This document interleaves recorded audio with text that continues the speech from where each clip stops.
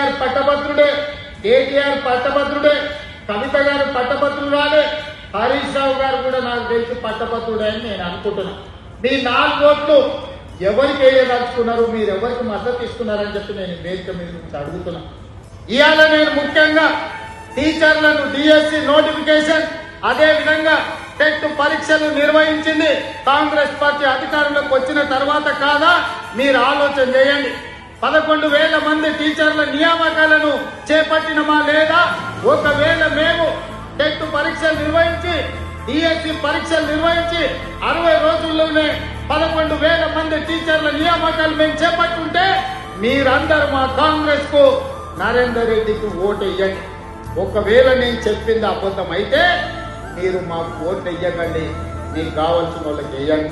అదేవిధంగా police department లో దాదాపు 15,000 మంది నిరుద్యోగులకు పోలీసు ఉద్యోగాలు ఇచ్చిన మాట నిజమైతే ఈ రోజు నరేందర్ రెడ్డికి ఓటు వేయండి. లేకపోతే ఒకవేళ నేను చెప్పింది అబద్ధం అయితే మీ ఇష్టమైన వాళ్ళకు ఓటు వేసుకోండి. పారామెడికల్ సిబ్బంది 6,000 పైగా పారామెడికల్ సిబ్బందిని ఎల్బీ స్టేడియం కు పిలిపించి ఉద్యోగాలు వచ్చిన వాళ్ళని కాదు, వాళ్ళ తల్లిదండ్రులందరినీ కూడా హైదరాబాద్ నగరానికి ఎల్బీ స్టేడియం కు రప్పించి వాళ్ళ నియామక పత్రాలు ఇచ్చిన మాట వాస్తవం అయితే ఈ రోజు నరేందర్ రెడ్డిని గెలిపించండి. ఈ రోజు అది అబద్ధమైతే మీకు కావలసిన వాళ్ళకు వేసుకోండి.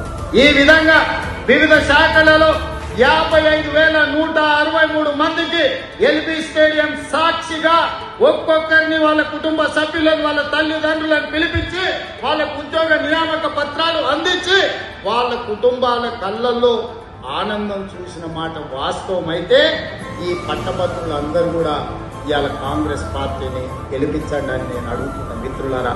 నేను చెప్పింది ఒకవేళ అబద్ధం అయితే ఈ రోజు మీకు కావలసిన నిర్ణయం తీసుకోండి.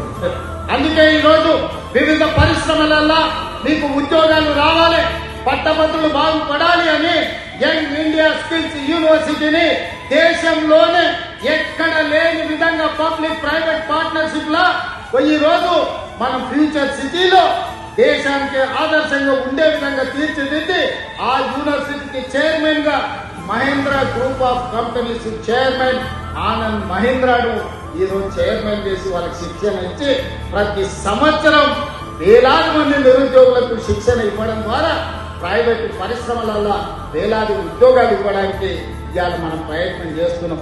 నేను చెప్పింది నిజమైతే యంగ్ ఇండియా స్కిల్స్ యూనివర్సిటీని మనం ప్రారంభించుకుంటే మీరు ఓటు నరేందర్ రెడ్డికి వేయండి. నేను చెప్పింది అబద్ధమైతే మీరు ఎవరికి ఓటు వేసుకున్నా నాకు పర్వాలేదని నేను ఈరోజు చెప్పదలుచుకున్నాను. ఇదే కాదు, ఒట్లు ఆనాడు చంద్రశేఖరరావు గారు అన్నారు ఓరి వేసుకుంటే ఊరేసుకున్నట్టే అని.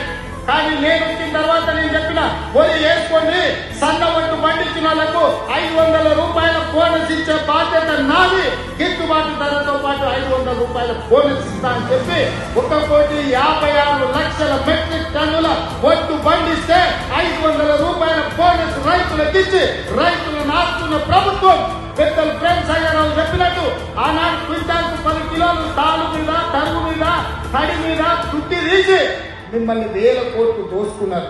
కానీ మేము వచ్చినాక 1 కిలో అయినా తాలు తరుగు మీద మీ దగ్గర చుట్టి తీసినామా? ఇవాళ పోను మీకు 500 రూపాయల బోనస్ ఇచ్చినాం. నేను చెప్పింది నిజమైతే మీరు విశ్వసించి గుండెల మీద చెయ్యి పెట్టుకొని నరేందర్ రెడ్డిని గెలిపించండి. ఇవాళ రైతులకు బోనస్ ఇచ్చి రైతులను ఆదుకున్న ప్రభుత్వం కాంగ్రెస్ ప్రభుత్వం అని నేను సందర్భంగా నేను చెప్పదలుచుకున్నాను.